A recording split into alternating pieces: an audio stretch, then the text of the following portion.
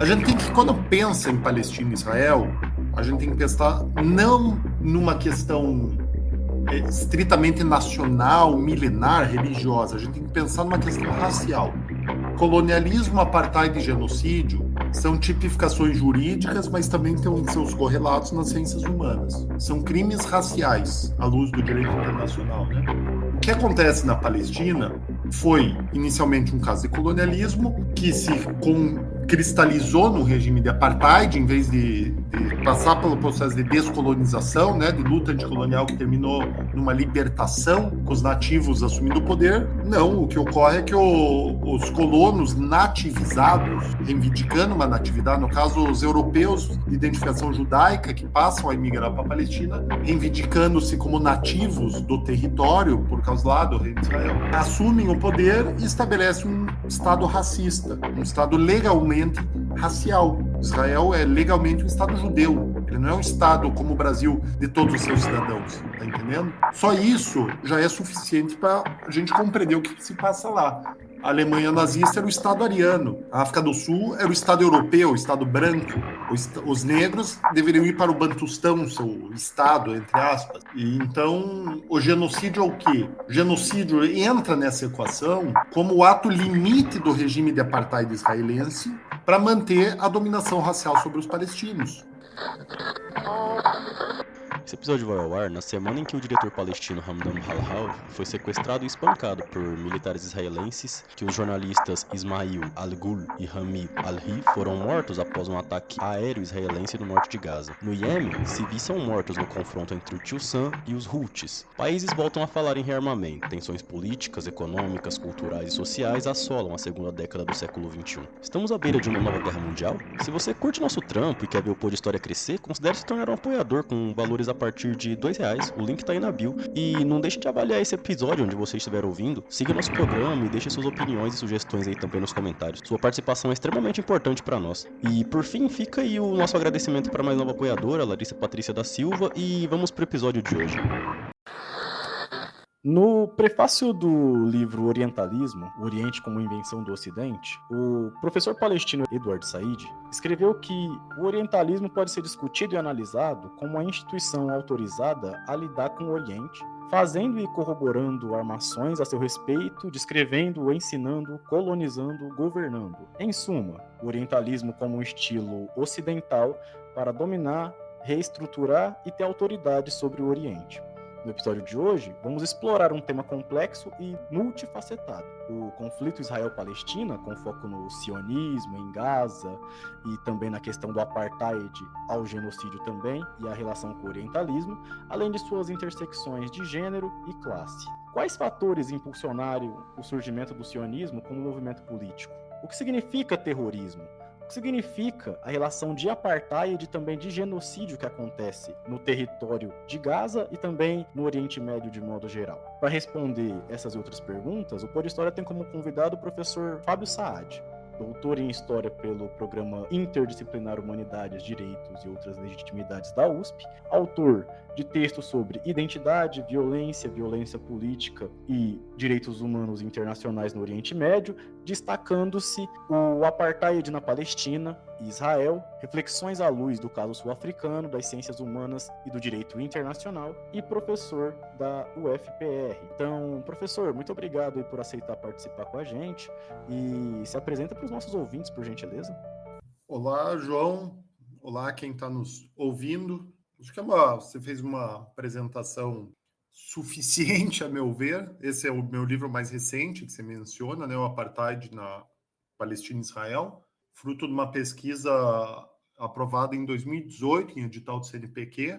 Ela terminou em 2022. Eu não ia publicar o livro, mas aí quando veio o genocídio eu senti a necessidade de transformar, sintetizar a pesquisa num livro, porque ela já estava espalhada nos 10 artigos aí por revistas. Daí eu publiquei o livro online, gratuito, para quem quiser se aprofundar, e coloquei, obviamente, um pós-fácil ali falando sobre o genocídio, né, que não estava no texto original. E eu acho que é isso, da minha trajetória, eu venho pesquisando no Oriente Médio desde a Operação Chumbo Fundido, 2009, e eu gosto de destacar que em 2012 eu publiquei meu segundo livro, chamado Vida e Morte na Faixa de Gaza, e já defendi a tese de que estava em curso uma prática social genocida. Veja você, 10, 11 anos antes do começo do extermínio físico de parte do povo palestino, eu já percebi isso e denunciei como uma tese. Né? E também, claro, voltei a isso no meu doutorado, que eu defendi em 2017 também, sustentando melhor do que nesse livro o que estava ocorrendo. E até que, enfim, ficou acima de qualquer dúvida, razoável, né? Só duvida quem realmente tem interesse em negar. É negacionismo, né? Dúvida científica. E aí, para a gente começar, né, explica para os nossos ouvintes, principalmente, o que significa, o que seria uma noção de apartheid e como que isso se aplica à Palestina, né, e como que se relaciona também com o Brasil, ao continente africano e também fala um pouco sobre o genocídio que vem acontecendo na faixa de Gaza, para a gente só iniciar nosso debate. E é fundamental, João. Eu acho que a gente pode iniciar aqui e tudo que vier depois é um complemento. Eu acho que o coração do nosso debate é justamente essa tua colocação, tua pergunta.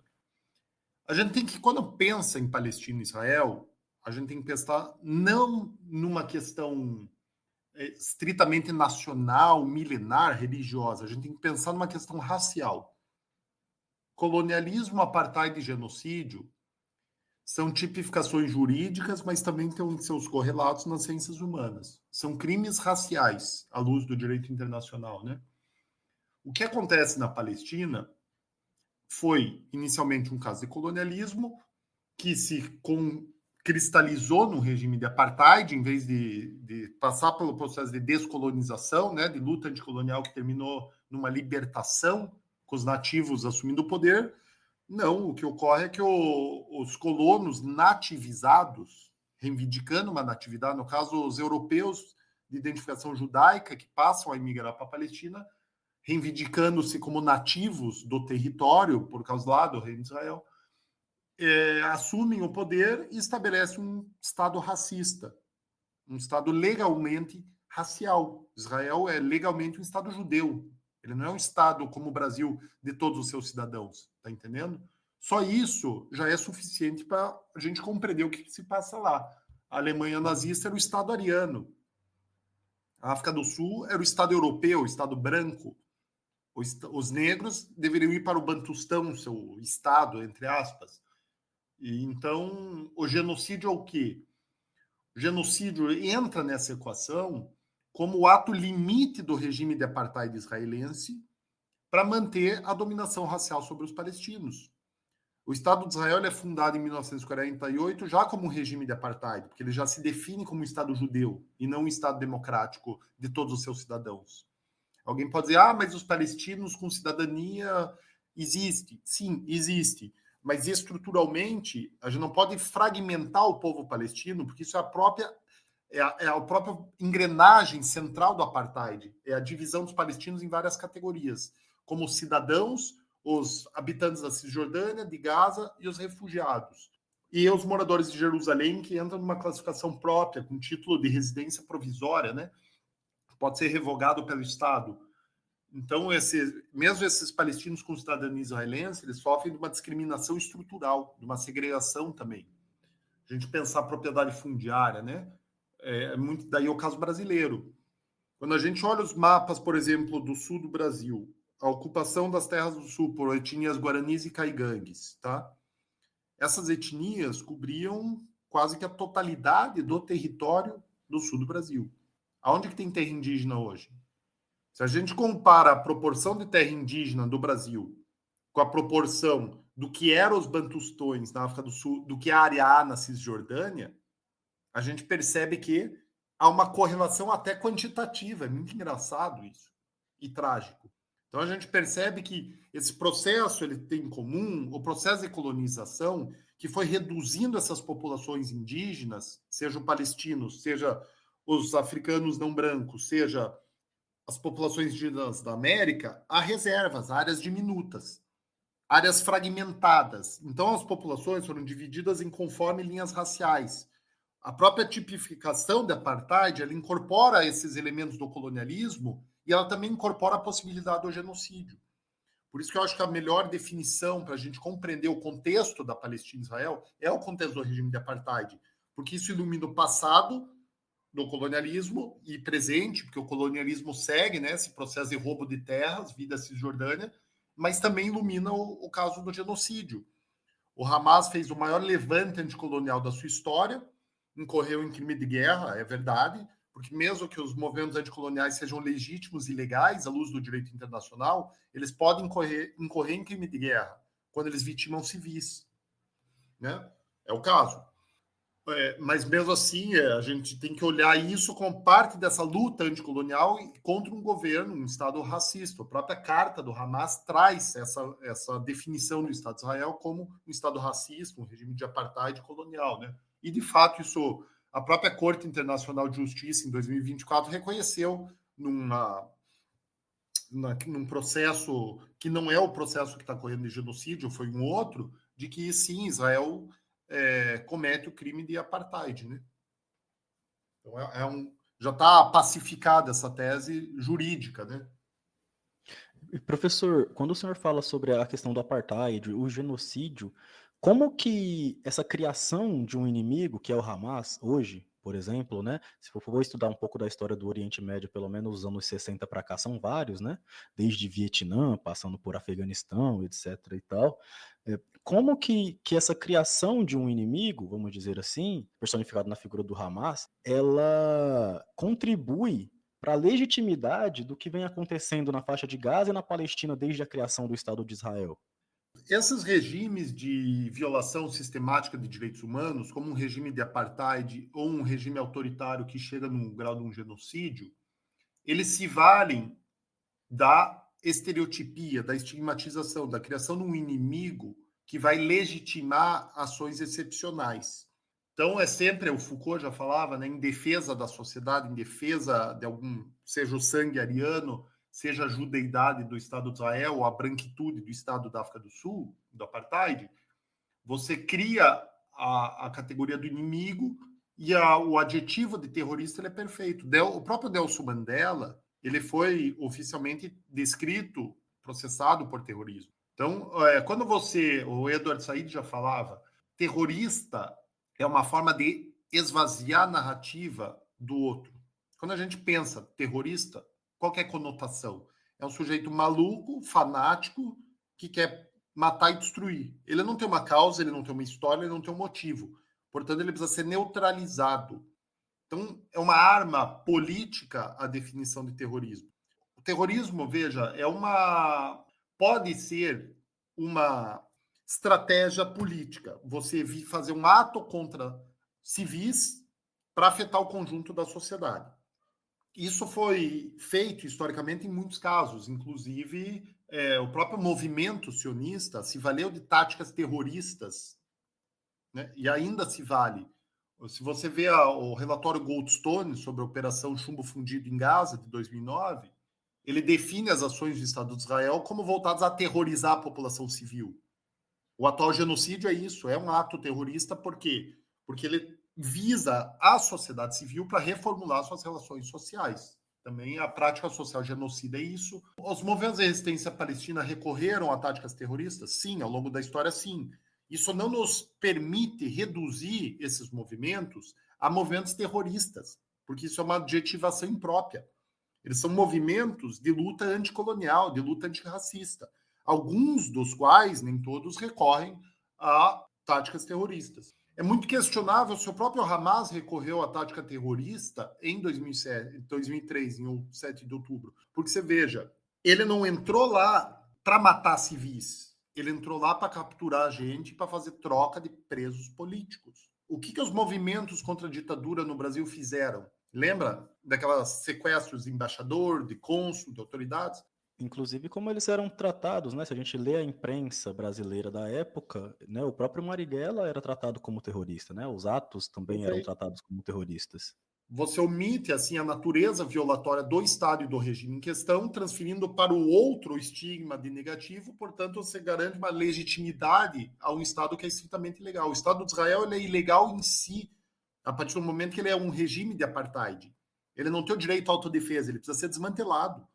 Isso não é o professor Fábio que está falando, isso é o direito internacional. Veja, a Convenção Internacional para Erradicação de Todas as Formas de Discriminação Racial, acho que ela é de 66, 67, ela tem um guardião, que é um órgão, então, consultivo, que ele recebe dos estados que assinaram essa convenção um relatório, analisa e devolve comentando esses relatórios oficiais, apontando o que esses estados precisam fazer, mudar em suas políticas públicas para se adequar aos termos.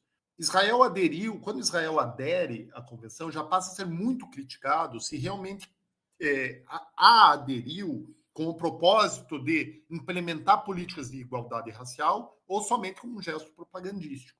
Israel, desde acho que os anos 80, 90, passa a receber vários relatórios do Guardião da Convenção com milhares de recomendações para adequar suas legislações e práticas aos termos da Convenção.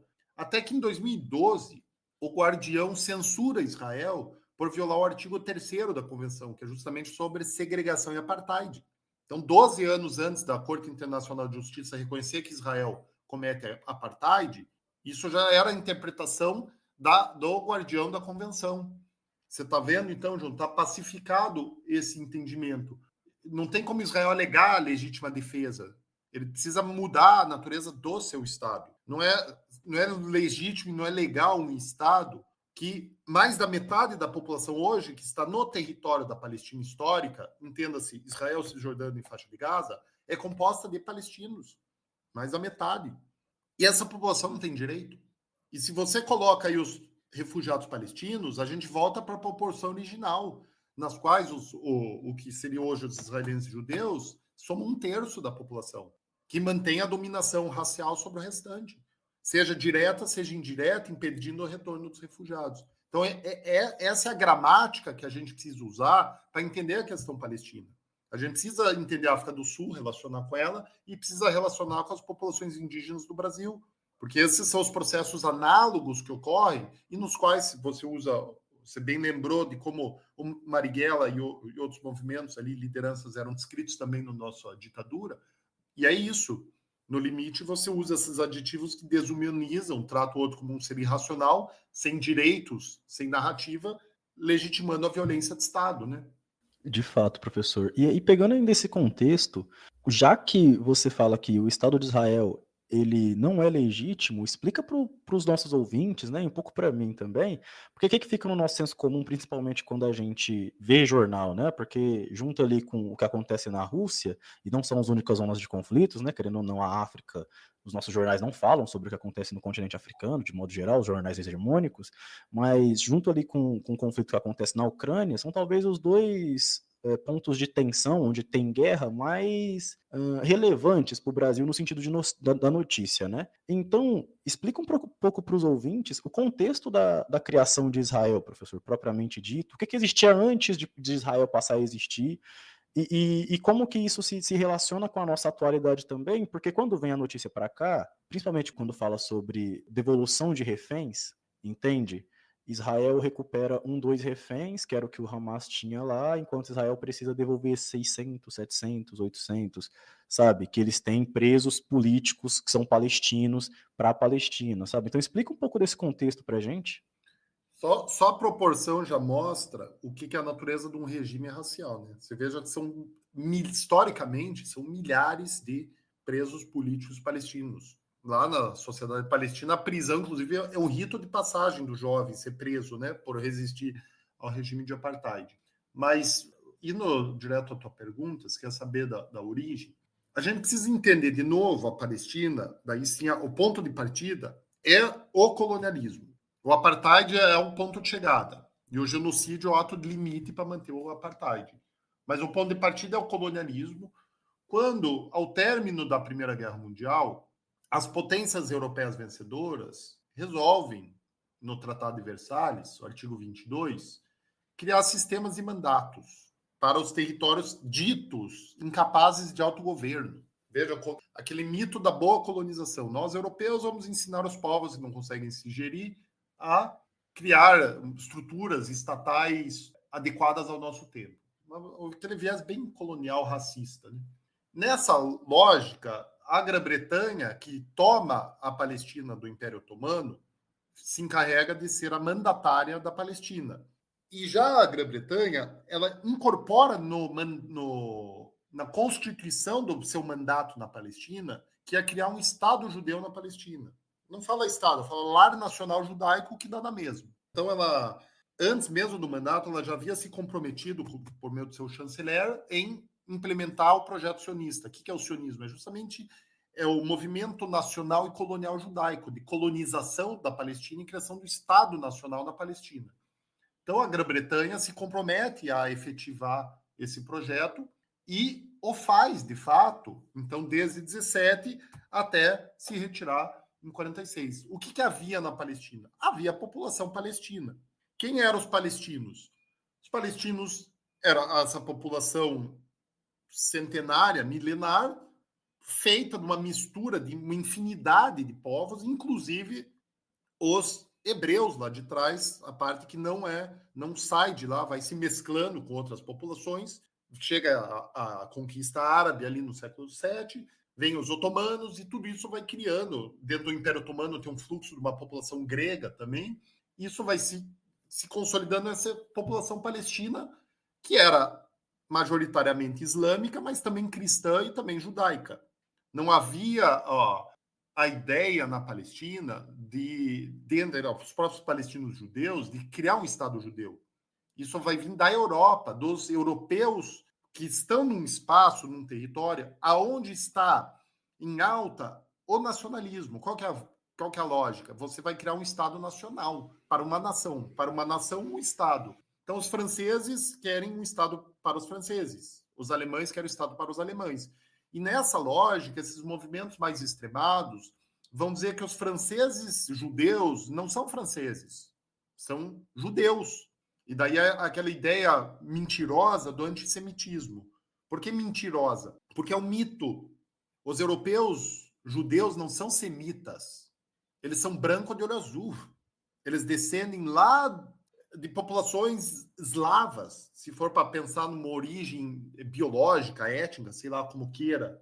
Tem até estudos que mostram que os judeus ditos orientais, os judeus dos países árabes, eles têm uma genética muito semelhante aos palestinos e muito diferente dos judeus europeus, o que é óbvio. Tem um livro Judeus contra Judeus, para quem quiser se aprofundar nisso, do Yaakov Rabkin, que ele trata isso. Então, havia essa população palestina que passa a perceber a imigração de europeus de fé judaica ou identidade política judaica, não necessariamente praticantes do judaísmo, né? E começa a perceber que era um processo colonial, de colonização do território, e de que, em breve, eles seriam convidados a se retirar, né? Então, passa a ver a necessidade de se organizar para resistir a esse processo de colonização. Assim como as populações indígenas no Brasil passam a se organizar na presença dos brancos, quando percebe que eles não estão ali para trocar presente a vida inteira, que havia um projeto ali de desapropriação, de escravização, entendeu? Então, esse processo, ele tem origem nesse gesto colonial da Grã-Bretanha, já incorporando o projeto sionista, né? Inclusive na Constituição do Mandato. Daí, nos anos 30, você tem uma grande levante, né? O maior levante já organizado palestino, que vai fortalecer o sionismo, porque o sionismo vai se juntar, né, vai ser útil ao mandato britânico na supressão desse levante palestino, que inclusive vai acabar com suas lideranças, vai desorganizar o movimento. Então, em 47, quando a Grã-Bretanha desiste do mandato, abdica do mandato e delega para a ONU achar uma solução, o movimento sionista já se depara com uma população já acéfala, praticamente, de lideranças, de uma coesão suficiente ali para fazer enfrentamento anticolonial. Daí a gente entra na ONU, a recém-fundada ONU, ela vai criar duas comissões para tentar resolver o problema da Palestina. Criar uma comissão que vai chegar em duas soluções, ou o Estado binacional, ou dois estados raciais. Esse é o erro. É um erro histórico, porque um Estado racial não é um Estado liberal de todos os seus cidadãos. O Estado racial é um Estado nacionalista. Então, ele já conflita com aquele ideal liberal com o ideal iluminista do Estado de todo mundo, a dita emancipação dos próprios judeus da Europa, que passam a ser incorporados como franceses e não mais como judeus morando no gueto, né? Sob pressão do movimento sionista, que já era muito forte nos Estados Unidos, os Estados Unidos também incorpora a defesa do movimento sionista, que era por 2 estados. Qual que era a perspectiva sionista? E o sionismo ele é um movimento plural, tem diferentes correntes, mas havia um consenso nesse ponto de que o reconhecimento de 2 estados seria uma vitória, porque era o primeiro passo para criar um estado e depois se expandir para o restante da Palestina. E é isso que ocorre. Os Estados Unidos tem o livro do jornalista brasileiro André Gattaz, que ele traz bastante bem documentado como que se dá essa pressão estadunidense junto a diferentes países como o Brasil, num pós-guerra onde são ofertadas várias vantagens para que esses países votem pela solução de 2 estados e não de um estado binacional. E ainda assim é uma votação muito apertada e a ONU, então, a resolução 181 recomenda a partilha em 2 estados. Qual que é o problema? Mesmo no dito Estado judeu, quase a metade da população ainda assim era palestina. E a maioria das terras era de palestinos, porque ao fim ali do mandato britânico, mais de 90% da propriedade fundiária ainda era palestina. O sionismo ele não consegue comprar as propriedades de terra como havia pensado. Porque os palestinos não vão vender sua pátria para um outro povo, né? Então, vem a limpeza étnica. Qual que é a solução para efetivar o Estado judeu? Para, de fato, a ONU recomenda a partilha. Mas mesmo no dito Estado judeu da ONU, quase metade da população é palestina e a maioria das terras. Como que você vai judaizar o território e a população? Limpeza étnica. E é isso que ocorre em 1948, a Nakba. Explica então, professor, já que você já deu uma explicada, né, sobre a questão da ONU, como que a ONU, além da Inglaterra também, não só a Inglaterra, os países hegemônicos à época, né, que tem vamos dizer assim, um pouco de diferença para quem está escutando com os países hegemônicos de hoje, mas de via de regra são ainda os mesmos, né, vamos dizer assim, a mudança foi muito pouca. E então, de que maneira que a guerra de independência de Israel, que Israel chama de Guerra de Independência, né, em 48, impactou a vida dos palestinos e quais as consequências do Nakba, aí justamente, né? Explica o que é Nakba, primeiramente, e qual a consequência desse conflito para a formação do Estado de Israel e também para o futuro dos palestinos, né? Porque, como você falou, a maioria da população era palestina, você também falou, né, que tinha muita terra de palestinos ali que foram expropriadas. Como que aconteceu tudo isso? A Nakba é isso, é a catástrofe. O termo em árabe, Nakba, a palavra é catástrofe, e alude a essa limpeza étnica. O que aconteceu?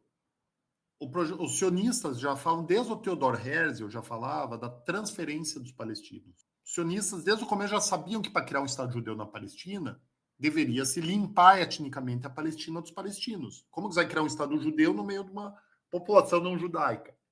Por meio da limpeza étnica. Havia um consenso das diferentes correntes do sionismo quanto a isso, exceto uma corrente muito minoritária que defendia um Estado binacional, do Gerson Scholem e outros, mas são engolidos, né? Não tem expressão.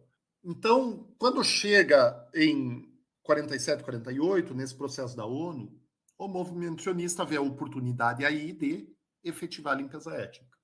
Então isso começa já em 47, mas ganha corpo a partir do massacre de Deir Yassin, 9 de abril de 48. Então eles entram numa aldeia no entorno de Jerusalém, promovem um massacre de centenas de civis, e essa população foge e isso espalha pela Palestina inteira como o possível futuro de quem ficasse na sua casa. Então já era um pânico generalizado. Em outras vilas também ocorrem massacres, ocorre expulsão deliberada dos militares chegando e expulsando mesmo a população.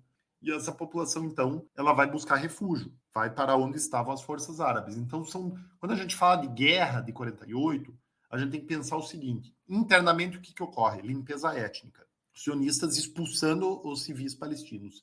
Internacionalmente, um confronto armado entre os sionistas e forças de estados vizinhos árabes, como Líbano, Síria, Jordânia e Egito. Tá? São duas coisas diferentes. Então, esses palestinos, a maioria da população palestina residia justamente na parte da Palestina que foi recortada para ser o Estado de Israel. E ela, então, ela é expulsa e vai para a Cisjordânia, vai para Gaza, para o Líbano, para a Síria, vai se tornar uma população refugiada ou deslocada, e essa distinção é importante. Mesmo dentro de Israel, você tem cidades palestinas, até hoje, como Nazaré. Mas a população de Nazaré, a própria cidade de Nazaré, ela tinha uma área muito maior. Assim como eu estou falando, a grande maioria das terras e propriedades de Israel era palestina. Então, as áreas palestinas são reduzidas, como as terras indígenas no Brasil. É o mesmo processo. E elas são fragmentadas. Então, essa população perde o direito à terra. Você veja, agora está esse conflito aqui no Paraná, em Guaíra. O que é isso? O Estado brasileiro lá atrás deu título de propriedade para fazendeiros da dita Sociedade Nacional, dizendo, essas terras estão livres, não tem propriedade, é sua. Invisibilizou os verdadeiros proprietários. O que Israel fez? Expulsou essa população e criou a lei dos ausentes, dizendo, essas propriedades é de pessoas ausentes. Quem não estava num período, acho que 2 ou 7 dias, lá no intervalo de tempo da guerra da expulsão, então a partir de hoje é legalmente chamado de ausente. Daí essa propriedade passou para o Estado, que redistribuiu entre colônias. É o roubo tornado lei, assim como essa lógica de Guaíra que eu estou te falando, que é a lógica do Brasil, de boa parte do Brasil, né? Essa desapropriação das populações indígenas. Então, qual que é o impacto disso na sociedade palestina? Total.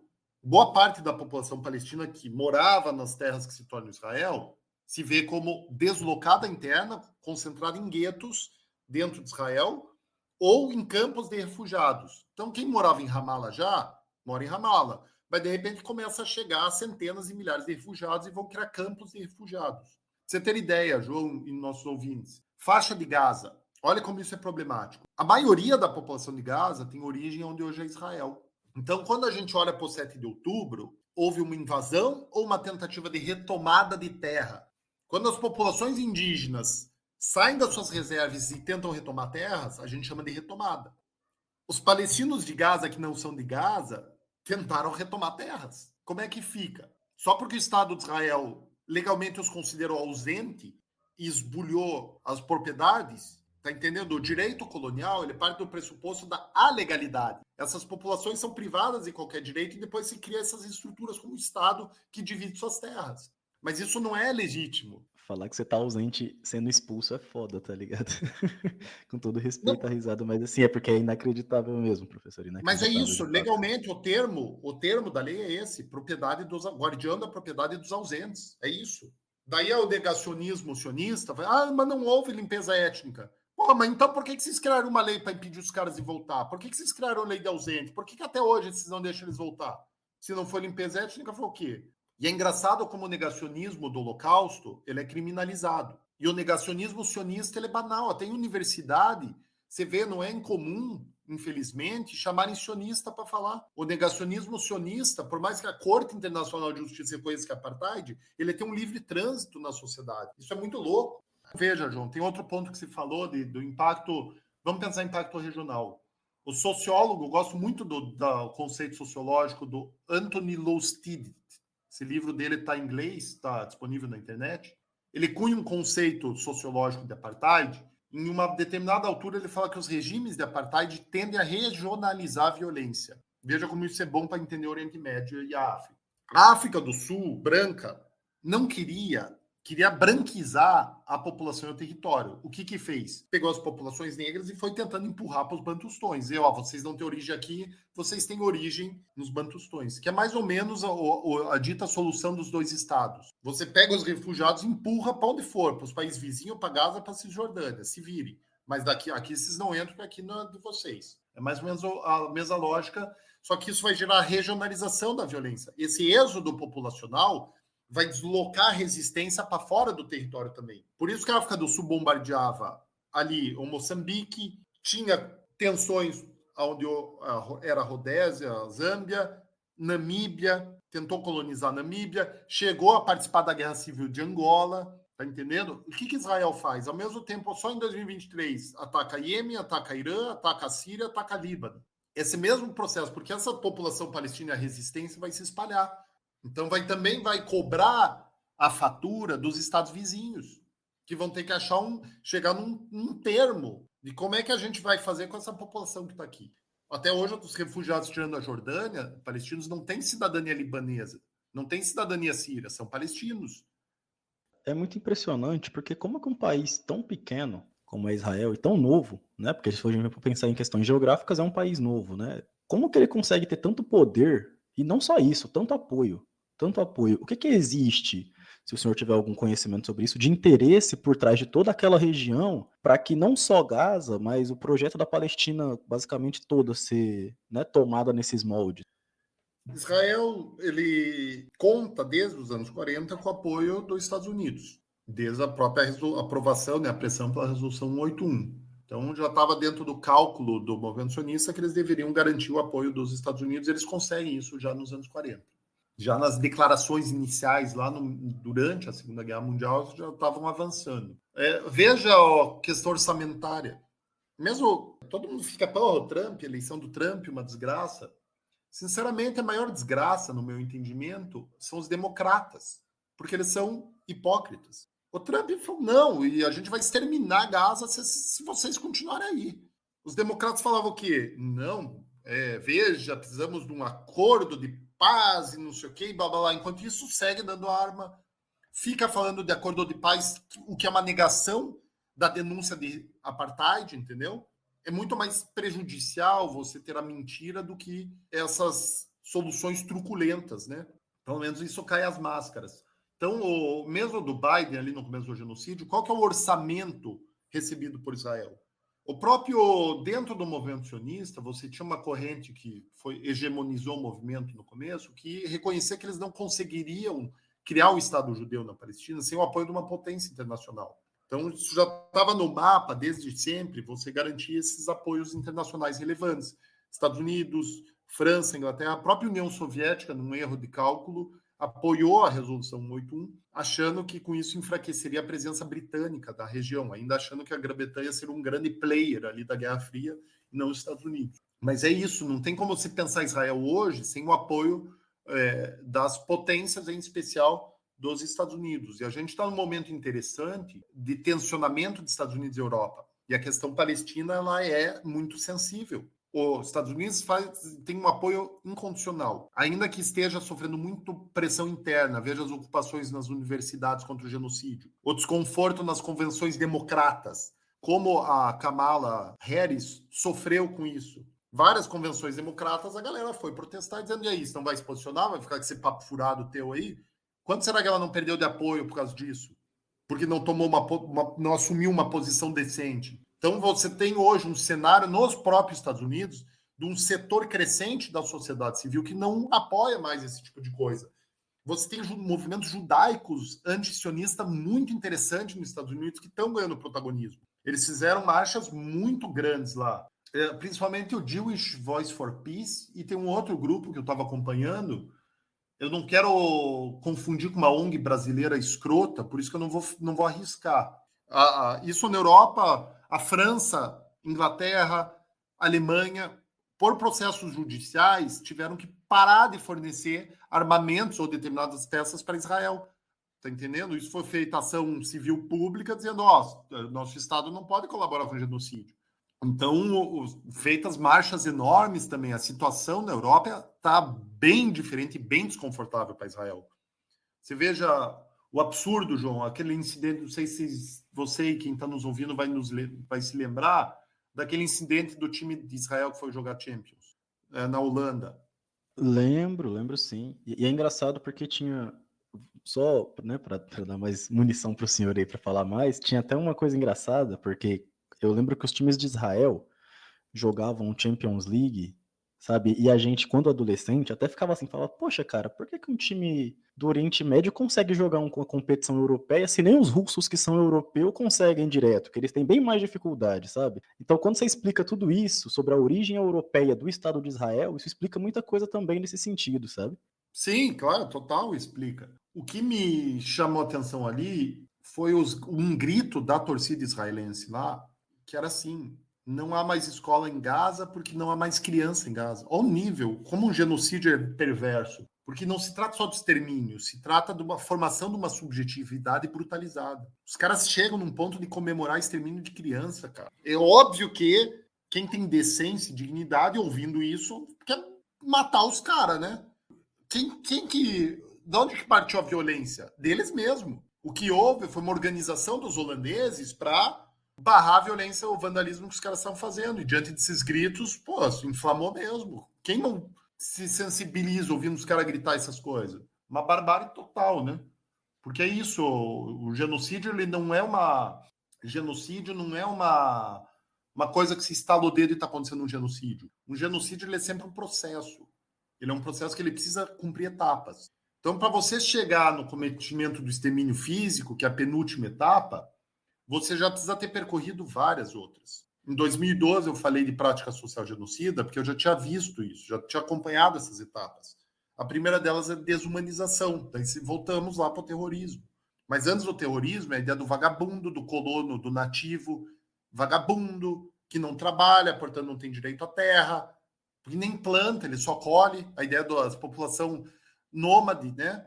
Que não tem vínculo com a terra, só o colono que planta tem direito à terra. Então aí você começa a desumanizar. Depois você começa a agredir o outro impunemente.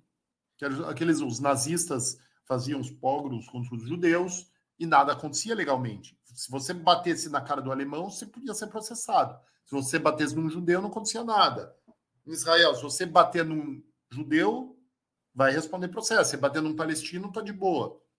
E pra galera que tá ouvindo, saiba também que nos Estados Unidos aconteceu a mesma coisa até os anos 60. Se um preto batesse na cara de um norte-americano branco, ele podia ser preso. Se ao contrário acontecesse, não era nada. Exatamente. Ótima para quem quer também pensar a população negra estadunidense nesse rolo. Exatamente isso. Assim como no Brasil, né? Vamos lá. A gente vê taxa de processo judicial, taxa de sucesso de processo judicial. Eu até comparo no meu doutorado, um dado da Anistia Internacional, os homicídios no Brasil, eles têm acho que 8% de indiciamento, quando se trata de população negra periférica. Em Israel, é menos de 1% quando se trata de palestino. Então a gente já sabe o que isso implica. A vida negra no Brasil é muito vulnerável e frágil. O Estado retira pessoas da sociedade impunemente. Na Palestina é a barbárie da barbárie. Então, por isso que no meu livro de 2012 eu fiz questão que o ilustrador fizesse em Gaza um pórtico escrito "O Trabalho Liberta", aludindo a Auschwitz, por justamente essa vida nua, desprovida de direitos, né? E Gaza se torna isso a partir de 2007, sobretudo. Então, eles já estavam desumanizados, eles já sofriam várias formas de violação impune. Tortura em Israel, desde os anos 60 tem relatório de tortura, execução extrajudicial, todos os tipos de violação. Mas de 2007 para frente, isso passa a ser institucionalizado, formalizado, porque Gaza é considerado uma entidade hostil, entidade inimiga. Então, ela é oficialmente recortada do restante do território, isolada e cercada.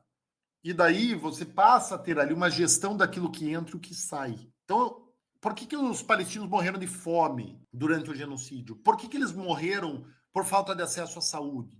Por falta de acesso à habitação, por frio, por doença? Porque as condições de vida elas foram sistematicamente destruídas desde 2007, pelo menos. Sistematicamente. A cada operação militar, você atacava deliberadamente equipamento público de saúde, de educação, saneamento e assim por diante.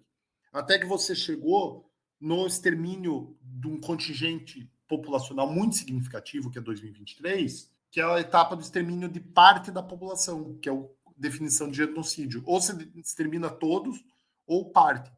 Os próprios judeus e os ciganos durante o Holocausto é parte da população. Os palestinos de Gaza é parte da. Só que a última etapa, João, que para mim eu tenho lido o livro do Quero Estar Acordado Quando Eu Morrer, Abu Taif. Muito bom, editor Elefante. É um diário. O sujeito passou os 90 primeiros dias do genocídio. E tem me chamado a atenção, uma coisa que eu já sabia, o extermínio físico chega numa hora que o sujeito que está ali, está acompanhando o que está acontecendo, ele se resigna. Eu vou morrer. Mas ele se incomoda com o significado dessa vida perdida, que passa a ser negado. Então, todo o genocídio ele termina com a transferência de culpa ou com a negação do ocorrido. O dito negacionismo do Holocausto, uma tentativa de negar o que aconteceu. O negacionismo sionista, ou você diz que todo mundo é terrorista, ou a culpa é dos terroristas, ou os palestinos estão inventando isso, que é Paliud. Paliud é é literalmente o negacionismo, a versão israelense da versão nazista.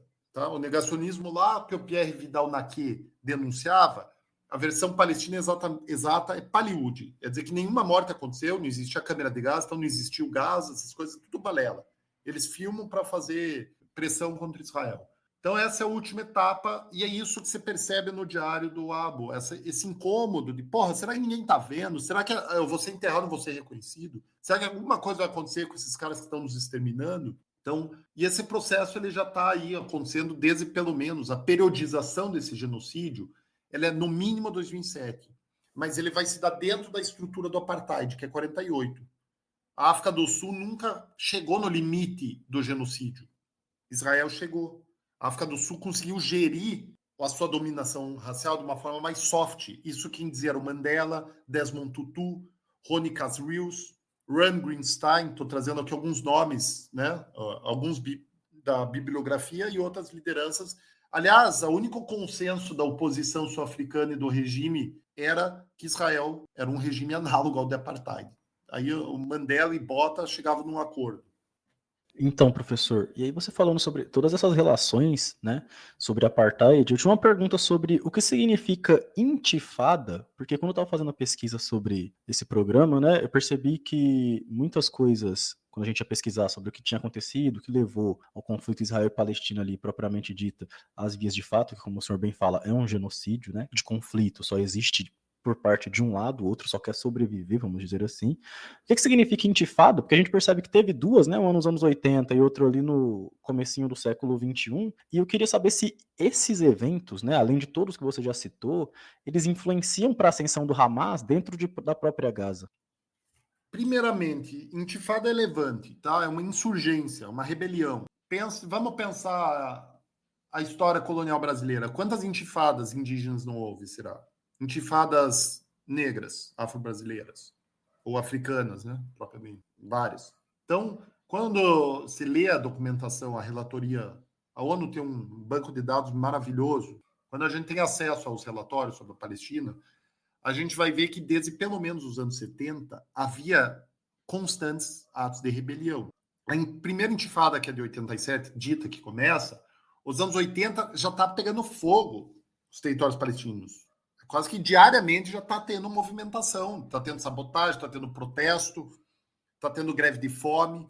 Então, a intifada é porque daí você chega num momento onde a sociedade palestina civil consegue se organizar de uma forma melhor para estruturar ações em grande escala, entendeu? Mas isso não quer dizer que só a partir dali que houve esses protestos. É que nem qualquer sociedade racista, você está falando dos Estados Unidos, no sul dos Estados Unidos, é isso também, começa a ver esses levantes. A segunda intifada, ela já vai ter um caráter mais de vanguarda armada, tá? Então, quem que vai protagonizar já não são mais tanto as massas, mas ainda assim, ainda há protesto em massa, protesto da sociedade. São os grupos armados, que vão optar pela via armada de libertação. Eu já disse, não sei se eu especifiquei, mas a luta armada de libertação anticolonial tem resolução da Assembleia Geral da ONU reconhecendo a sua legalidade. A ilegalidade é o regime de apartheid. Mas, de novo, isso não quer dizer que a luta armada possa fazer qualquer coisa. Se vítima civil está incorrendo em crime de guerra, ou até contra a humanidade. O fortalecimento, veja, o Hamas. O Hamas é um extrato da sociedade palestina que tem um programa fundado no Islã político. Vamos chamar de Islã político para evitar termos como fundamentalismo, que são termos ocidentais. Aliás, fundamentalismo tem origem nos Estados Unidos para o movimento evangélico, que se auto-reivindica como fundamentalista, que quer voltar aos fundamentos da fé. O Hamas, ele é não é uma dissidência, ele é uma vertente palestina religiosa política. O grosso do movimento palestino até os anos 80 era laico, de diferentes vertentes, nacionalista puro, socialista, comunista, e dos anos 80 em diante começa a ganhar protagonismo também o islamismo político. E por que começa também? Enquanto Israel se esforça para suprimir os movimentos, as entidades que estão organizadas na OLP, que é a Organização para a Libertação da Palestina, então você tem o Fatah, do Yasser Arafat, Frente Popular de Libertação, Frente Democrática. todos esses grupos, eles têm como organização guarda-chuva para se articular a OLP, Organização para a Libertação da Palestina. O Hamas não integra a OLP. Então, o próprio aparato repressivo israelense faz vista grossa para esse crescimento do Hamas para justamente criar uma oposição interna à OLP, tá certo? Para dividir o movimento. Isso é muito comum no colonialismo. Na África do Sul era o movimento dos Zulus, que defendia um Estado Zulu propriamente dito, e não uma África do Sul de todos, para justamente fazer oposição ao Congresso Nacional Africano. Aliás, na África do Sul também tem aqueles conflitos, né, desse grupo Zulu com o Congresso Nacional Africano, morre gente pra caramba, igual na Palestina, Hamas e Fatah. Então, o Hamas surge aí, só que ele é legítimo, ele expressa o entendimento de parte da população, sobretudo porque a aposta da OLP foi pelos dois estados, que terminou nos acordos de Oslo. Hoje, mais de 100 e poucos países reconhecem o Estado da Palestina. O que é? Não existe, de fato. O que existe são ilhas e Bantustão, né? Palestinistão. E o Hamas, desde o começo, se opôs. Falou, isso aí é uma armadilha. Isso não contempla os refugiados palestinos. E, de fato, não contempla. A solução dos refugiados ela sempre foi sendo protelada. Não tem como pensar a questão palestina, que é estritamente uma questão de refugiado, e depois também uma questão de colonização da Cisjordânia e Gaza, que vira uma reserva, né? Uma solução para isso precisa passar pela integração dessa população. No mínimo, uma indenização, pelo menos um reconhecimento. Então, o Hamas, eu acho que a autoridade palestina, um balanço político, eles acertam no seguinte sentido: passam a utilizar, eles entram na estrutura do direito internacional usando as suas instituições contra Israel. Tá? Você tem hoje o TPI contra Israel. Você tem um processo aberto pelo Estado da Palestina contra o Estado de Israel no TPI. Você tem o Estado não membro da Palestina na ONU em diversas comissões, diversas subsistemas da ONU. É uma forma de atuação de resistência diplomática. A forma do Hamas é a forma clássica anticolonial da luta armada. Mas ele tem essa filiação. Essa filiação não é da Palestina.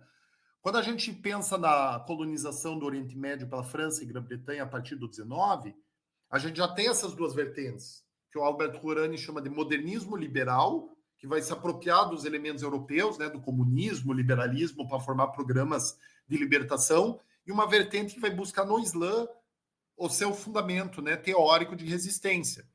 Então, que vai sair Irmandade Muçulmana e daí Hamas e outras vertentes aí. E aí, professor, explica para a gente também quais alegações, já que você falou sobre a origem do conflito, né? Vamos só recapitular aqui para os ouvintes. A origem do conflito, que ele existe através de um genocídio e também da colonização. Então, já que ele existe assim, né? E quem é antisionista, principalmente, o enxerga assim, tá? De que maneira que a mídia ocidental em geral, aborda o conflito, né, Israel-Palestina, e quais alegações que o Estado de Israel ele usa para manutenção de um conflito agora, vamos pegar esse mais recente, que já dura quase 2 anos. Então, a segunda pergunta ela é mais fácil. Então, a lógica do terrorismo e da autodefesa. Então, é isso. Desde há 70 anos eles lutam contra o terrorismo. Esse é o papo da parte da mídia hegemônica também, ao não reconhecer que se trata de um regime de apartheid. Isso é grave. Por que isso é grave? Porque se até a Corte Internacional de Justiça reconhece, eles deveriam reconhecer. Eles deveriam narrar, eles deveriam fazer uma reportagem a partir desse referencial. E eles não fazem. Seguem tratando Israel como uma democracia liberal nos moldes ocidentais, o que não é. Quando você faz isso, você fala de autodefesa, você fala de combate ao terrorismo. Quando você deveria falar, quando muito, um olhar muito generoso para Israel, que você tem um regime de apartheid que combate movimentos radicais, que adotam métodos radicais de resistência. Daí pode ser sendo muito generoso. Mas você não tem como fugir que se trata de um Estado racista, legalmente racista, porque isso que molda todo o conflito. O próprio geógrafo Oren Yiftáchel, que cunhou o conceito de etnocracia, quer dizer, Israel não é uma democracia liberal, uma etnocracia que pratica um apartheid gradativo, que agora está se consolidando como apartheid como tal. Ele vai falar justamente isso, que Israel manteve uma fachada democrática até essa fase de consolidação do apartheid como uma democracia. usando para isso o direito de voto da parcela palestina que é cidadã, mas não é nacional. Ou seja, não tem direito pleno que é o israelense judeu, ele tem direito parcial como o israelense palestino. Então, e a mídia hegemônica, eu acompanho muito o G1, você não vê o enquadramento e a explicação a partir do apartheid. Quando muito, eles noticiam assim: a Anistia Internacional publicou um relatório acusando Israel de apartheid. A mesma coisa agora mais recente sobre o crime de genocídio. Você sempre terceiriza. Enquanto quando vai falar de Israel, afirma: Israel matou 30 terroristas. Não é? Israel afirma que matou. Entendeu? Só afirma quando é apartheid. São padrões de manipulação e eu recomendo o livro do Perseu Abramo. Padrões de manipulação da grande mídia. Desde a representação pelas mídias de direita dos partidos de esquerda no Brasil até a questão palestina, o Perseu Abramo, esse livro é muito feliz, porque a gente percebe os vários padrões que se tem de manipulação. O mais, que eu acho mais sagaz, a cada 10 notícias se bota uma notícia crítica. Porque daí a própria galera que se sente discriminada pelo jornal vai compartilhar a notícia crítica, entendeu? Mas enquanto isso, você tem 9 metendo o cacete. E aquela crítica xoxa ainda, né? Mas daí é outro prosa, né, João? Muito. Esse é meu tema do meu primeiro livro, que é Oriente Médio Desmistificado. É até interessante. Se você tiver um pouquinho de tempo, professor, eu gostaria até de falar um pouquinho disso, porque quando a gente vê a informação, se a gente, vamos dizer assim, se a gente for pegar só os dados, né? Se a gente for pegar só os dados, pegando as alegações que Israel faz, falando do porquê existe o conflito, que foi uma resposta, e a gente pega o dado de quantidade de mortos, o dado de poderio militar, e principalmente como que a mídia trata esse assunto, a gente tem a impressão de que quem, vamos dizer assim, está ganhando esse conflito ou está sempre atacando são os palestinos. Entende? E aí entra muito nessa questão da criação do inimigo, né? E eu gostaria sim que você falasse mais um pouco, se fosse possível, se der até tempo também. Se não der, tá tudo bem, tá tranquilo. Porque eu acho muito importante, cara, porque assim, a gente tá sempre consumindo mídia, e o G1, por exemplo, é um dos que a gente mais consome, e a gente sabe que isso molda a nossa opinião também, né? É isso, João. Acho que não tem muito o que falar. Você já trouxe os elementos centrais que configuram essa narrativa. Você omite que se trata não de 2 estados, e sim de um estado único e racista e de uma população discriminada que resiste, entendeu? Você cria uma falsa simetria. Esse é outro que você está falando. Ó. É outro padrão de manipulação. Não, é um estado. Israel é um estado. Tem exército, ministério disso, daquilo. O que é a autoridade palestina em Gaza? É uma autoridade semelhante a um Bantustão. Eles não têm nem autonomia para ir além de 6 milhas náuticas. Não tem controle de fronteira, de espaço aéreo. Nada pode entrar lá sem a averiguação de Israel. Daí a lógica dos túneis. Então não tem Estado nenhum. Você tem, no máximo, é uma situação análoga ao Brasil, a supressão pelo Estado brasileiro ditatorial dos grupos armados. É isso que você tem. Você tem guerrilhas contra o Estado. Tudo que isso implica de assimetria. E a mídia não problematiza. Porque qual que é o drama? A gente precisa, para produzir ciência e um conhecimento crítico, de elementos fiáveis. Aonde estão minhas pesquisas? Nos relatórios de direitos humanos, de organizações israelenses, palestinas, da ONU, regionais, enfim, na bibliografia. Então, não estou falando achismos. Daí, quando eu olho para essa cobertura da mídia, que eu comecei minhas pesquisas analisando isso, é uma agenda política clara de favorecimento de determinada visão de mundo, que é acionista, infelizmente, da grande mídia é isso, o G1 é isso. Quando você fala agora a cobertura dos presos políticos e reféns, os israelenses são reféns, e os palestinos o quê? São presos comuns. Cara, não tem preso comum, bicho, é preso político. Preso político no regime de apartheid. Eu desafio quem está nos ouvindo, vá ver a cobertura. Esses caras estão falando de preso político, estão falando de apartheid, estão falando de julgamento ilegal. Tem o livro da Lisa Raja, que é só sobre o sistema judicial israelense. O sistema judicial israelense ele não é um sistema democrático, é um sistema que serve para a manutenção da dominação racial. Você não tem julgamento justo. Pressuposto, como é que é? De inocência. Nada disso vigora. Então, a minha pesquisa, justamente, João, você está falando, é muito brutal essa influência que a gente sofre. Isso molda a nossa visão de mundo, né? Isso é o que o Gramsci chama de hegemonia. A gente é doutrinado para apoiar a opressão, né? Por isso que no meu primeiro... Eu começo a pesquisar a Palestina por causa disso. Porque eu fiquei olhando aquela cobertura da Chumbo Fundido, que morreu 1.400 civis, sei lá, acho que cerca de 10 mil feridos, ampla destruição. Eu fiquei olhando a cobertura da Globo e falando, cara, pelo amor de Deus, o que vocês estão fazendo, entendeu? Mas chegou numa hora que estava tão inviável que até eles estavam colocando elementos críticos nessa lógica que eu falei para você. A cada 10 eles botavam alguém lá cobrindo imagem lá de dentro. Mas eu falei, cara, não é possível. Tem muita discrepância entre a realidade e a narrativa. Daí que eu escrevo Oriente Médio Desmistificado, Fundamentalismo, Terrorismo e Barbárie. Então isso te responde. Desmistificado, o conceito de mito político. Essas mídias criando um mito político do terrorista e do fundamentalista como causa do conflito. Portanto, legitimando a defesa como outro mito. E daí eu vou desconstruindo isso, eu uso bastante ali os padrões de manipulação que o Perseu Abramo traz. Então eu recomendo. Esse livro ele teve muita aceitação muito boa. Até hoje eu recebo convite de banca de jornalismo, de comunicação social, por conta desse livro, assim, de pessoas que estão pesquisando a cobertura do Oriente Médio, de alguma coisa, e chegam no meu livro, né? Então, professor, primeiro parabéns, né? Não por esse livro, mas por todo o trabalho que você desenvolve. Já agradeci pela participação, mas também por todo esse trabalho, porque possibilita também, né? Eu sei que o senhor não é pioneiro do assunto, mas você consegue levar adiante ainda uma temática que é muito importante e relevante, porque a gente consegue se atualizar também, sabe?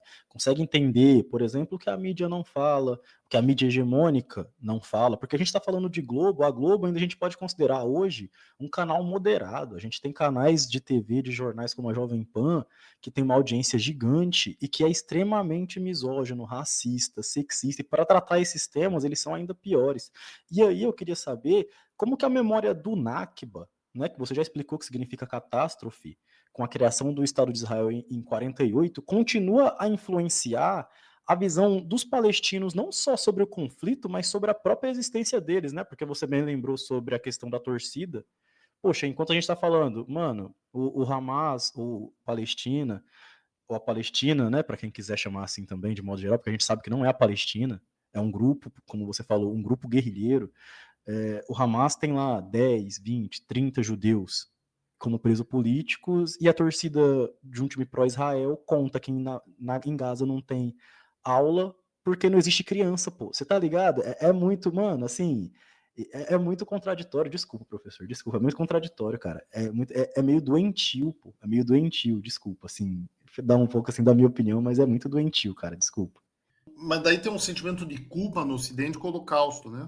Isso Israel se beneficia muito e fomenta, alimenta isso, né? Para se escudar. Claro, o ataque mais banalizado é o antissemitismo, né? Agora eles querem equivaler a todo custo antisionismo e antissemitismo, que é uma balela. A começar, nem existe antissemitismo, porque você a falar de antissemitismo é aceitar a categoria dos racistas representando um grupo como semita, que não tem nada a ver, entendeu? Então, você está falando do quê? De antijudaísmo? Daí beleza, daí faz mais sentido, mas tranquilo. Não, João, é absurdo, assim, eu não acho que eu mereça agradecimento.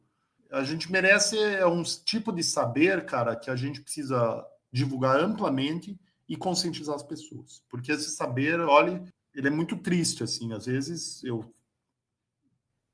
sou portador de transtornos mentais, assim, e isso é muito agravado devido às minhas pesquisas, sabe? Eu não tenho uma saúde mental muito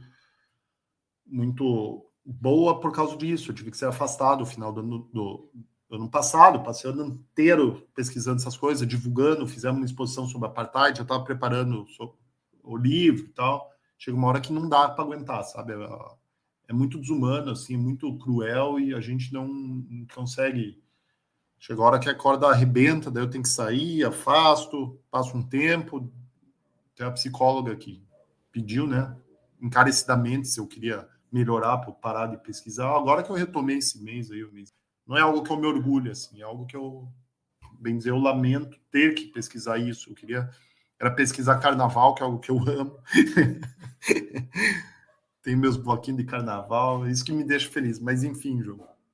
Não sei se você perguntou alguma coisa que eu esqueci. Só sobre o sentimento da população palestina, né? Sobre esse conflito que já dura aí 70 anos ou mais.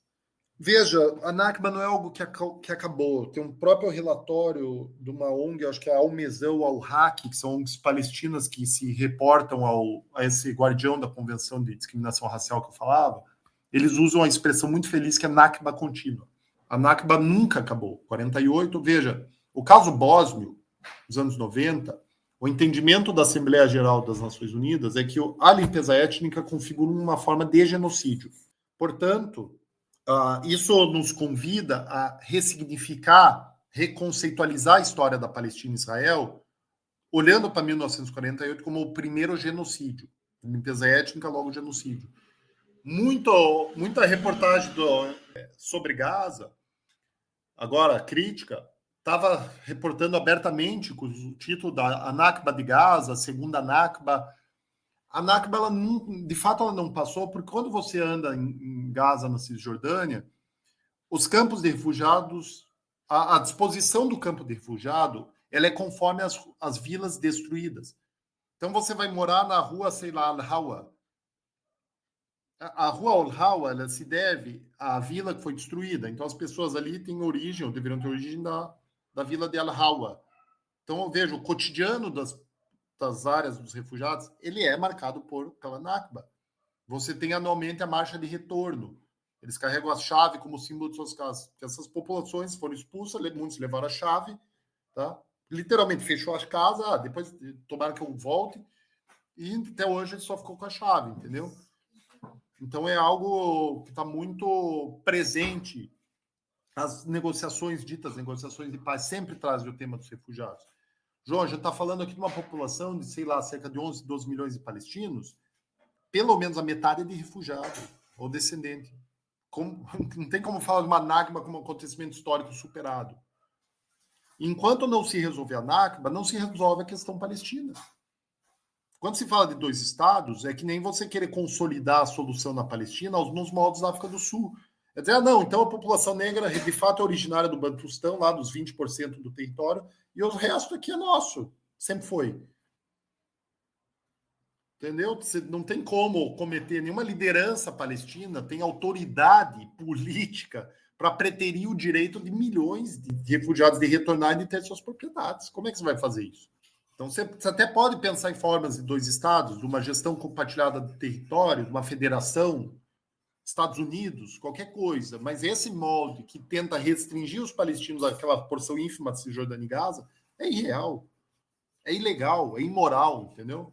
A questão é que você precisa, a meu ver, acho que já caminhando para o final, a gente precisa de um conceito muito simples, chamado justiça de transição. Sempre que há regimes de violação sistemática de direitos humanos, você precisa de uma ruptura, você precisa da apuração do que houve, você precisa da condenação, do julgamento e da condenação dos responsáveis, você precisa da reparação e do direito à verdade e à memória. Foi assim com a ditadura brasileira, com a ditadura argentina, no Chile, foi assim na África do Sul, foi assim em Ruanda, foi assim na Iugoslávia, tem que ser, antiga Iugoslávia, tem que ser assim na Palestina e Israel. Não dá para tratar as lideranças sionistas como sujeitos quaisquer, são criminosos. Apartheid é crime contra a humanidade. E esse crime é desde 48, não é desde 67. Então tem que ser instaurado um Estado democrático de direito que repare as violações, garanta indenização, estrutura um sistema educacional voltado para a convivência, por respeito aos direitos humanos, e não para manutenção da dominação racial, da discriminação. Daí é o livro lá daquela israelense Nurit Hanan Peled, Ideologia e Propaganda na Educação Israelense. Olha o sistema educacional brasileiro, olha o deles. A gente aqui tem diretrizes curriculares para a educação das relações étnico-raciais, falando inclusive de reconhecer os processos de luta e resistência. E lá os caras até hoje, livro de escola pública, reforçando o estigma, incentivando, e aí que você começa o genocídio. Desde a criança se já habitua a olhar o outro como inimigo, como terrorista. Já ensina que ele tem que defender sua terra do outro. Sua terra já esconde que houve um roubo de terra, esconde que o refugiado tem o direito de retornar. Então é isso, João. Não tem... É um caso simples, no fim das contas. A questão é que nossa cabeça está tão cheia de lixo e desses estereótipos e desses mitos que a gente não percebe que é uma questão colonial e racial muito simples e que demanda democracia, demanda direitos humanos, um Estado multinacional. Não tem alternativa. É uma questão, se isso é a regra no mundo, por que ela vai ser diferente? A própria ONU me chamou muita atenção na pesquisa do apartheid. Foi feita uma comissão, devido à denúncia da Índia, de que a África do Sul estava violando os direitos da população indígena. Aliás, a relatoria sobre o apartheid sul-africano começou por causa dos indianos, nem foi por causa dos negros. Foi por causa do Estado da Índia denunciando o tratamento da população indiana na África do Sul. E daí foi criada uma comissão. Essa comissão, olha que interessante, ela comparou a situação da África do Sul com vários casos, dentre eles o Brasil. O Brasil é apresentado ainda no mito da democracia racial, porque o Gilberto Freire influenciou muito nesse processo. Ele deu uma consultoria, inclusive, para a comissão. Olha que louco. Apresentando o Brasil como modelo de superação da discriminação racial. E sabe qual foi o modelo, a antítese do que deveria ser feito? Palestina e Israel.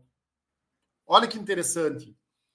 Nem 2 anos depois da solução de partilha, a sugestão de Estado racial na Palestina e Israel já foi apontada pela Comissão da África do Sul como um exemplo extremo de segregação racial. Então, é óbvio que isso não vai funcionar. O problema está lá nessa concepção de Estado racial que é consolidada, né?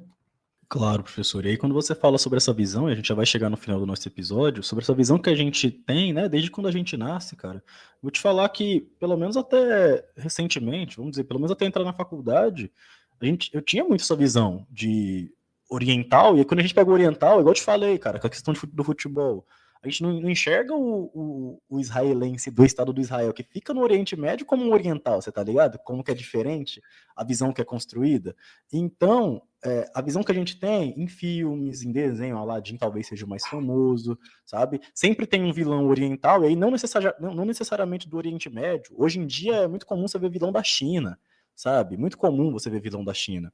Então, só pra gente finalizar, quais as possibilidades para o futuro, sobretudo para os moradores palestinos e da faixa de Gaza? E aí, se você quiser também, puder encaminhar algum trabalho para quem quiser se aprofundar nos estudos sobre Gaza, sobre a questão palestina, falar um pouco do seu trabalho também, só para a gente finalizar. A impunidade é o que alimenta tudo isso. A impunidade desde 48 no regime de apartheid, a consequência é que escalou para genocídio. Se mantiver impunidade, vai virar limpeza étnica. O plano deles de expulsar os palestinos vai se consolidar, porque esse é o projeto, né? Esse é o projeto, o Trump endossou isso publicamente. Cara, o que é um presidente dos Estados Unidos defender limpeza étnica, ou seja, genocídio publicamente? Olha o nível que a gente chegou. Se ficar impune esse genocídio, grande chance de a gente ter, de fato, uma limpeza étnica. Eu sou cético que a gente vai conseguir chegar na justiça de transição. O regime de Israel não me parece em vias de implosão, como foi a África do Sul do Apartheid. Mas, pelo que eu li sobre a África do Sul do Apartheid, também pouquíssimas pessoas achavam que o regime ia ruir como ele ruiu. Se queria saber de solução, cara, a justiça de transição é uma obrigação, mas sendo realista, agora eu acho melhor a gente esperar o pior, e por isso a gente vai denunciando, vai pesquisando, vai fazendo o possível para que está no nosso alcance. Aí fala só um pouquinho sobre algumas obras, para os ouvintes, se alguém quiser se especializar um pouquinho, né, conhecer um pouco mais sobre estudo sobre a Palestina, a faixa de Gaza, o próprio Oriente Médio. Eu acho que eu já comentei de 3 aí, pelo menos, né? O Oriente Médio desmistificado, o sionismo, modernidade e barbárie, vida e morte na faixa da Gaza, que é a minha tese original de 12, já falando de genocídio. E o primeiro que você me apresentou, eu acho que esse livro, se eu tivesse que recomendar, da onde começar? Quer começar do Oriente Médio desmistificado. Que justamente vai trabalhar essa questão da mídia, ele serve para desconstrução. A ideia era essa, desconstruir, para daí começar a acessar o objeto concreto, de uma abordagem crítica. Daí já pode pular para o Apartheid na Palestina e Israel, ele é online gratuito, da editora FI. E porque ali eu acho que a maturidade da minha produção intelectual foi quando eu cheguei minha própria tese de doutorado de 17, que também é disponível online, Quem quiser o grosso da relatoria do genocídio, assim, tá lá na tese de doutorado. Tinha dado quase 1000 páginas originalmente, eu tive que reduzir. Mas eu não tinha ainda sacado como a chave interpretativa do apartheid era relevante. Tanto é que eu só coloquei num rodapé. Eu percebi que isso surgiu muito na documentação, porém, vai ficar num estudo futuro. É de 18, eu defendi 17. É de 18 que estoura a denúncia do crime do apartheid. Embora ela comece em 2007 com o John Dugard, que eu entrevistei, ele e o Richard Falk, é só em 18 para frente. Daí que eu entro nessa pesquisa. E esse livro ele é muito maduro.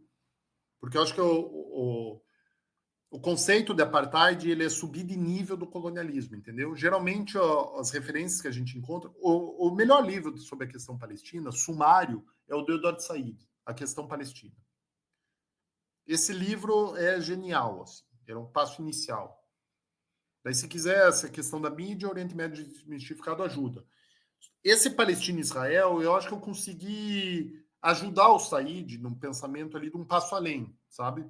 Eu não falo nada que o Said, sim, provavelmente não pensou, mas eu detalho com muita documentação da ONU. Eu acho que o ganho desse é uma análise comparada com a África do Sul e com a tipificação penal, mas mostrar de forma muito fundamentada como que esse debate ele não é um debate superficial. Ele é um debate para além de qualquer dúvida razoável. Não há dúvida razoável. O que há é oposição política negacionista. Porque quando cientificamente você se deparar com mais de 5.000 páginas de documentação plural falando a mesma coisa, não tem como refutar isso cientificamente. Politicamente, claro, a gente pode ser negacionista. Então é isso, João. Acho que dá para começar por esses dois, mas uma leitura mais... Muito obrigado novamente e um abraço, professor. Valeu mesmo. Obrigado, João. Espero ter te ajudado aí, meu querido. Ajudou demais, cara. Obrigadão. Mas me mande, porque eu gostei. Daí, geralmente, eu tenho que passar algum material e eu acho que ficou bem didático.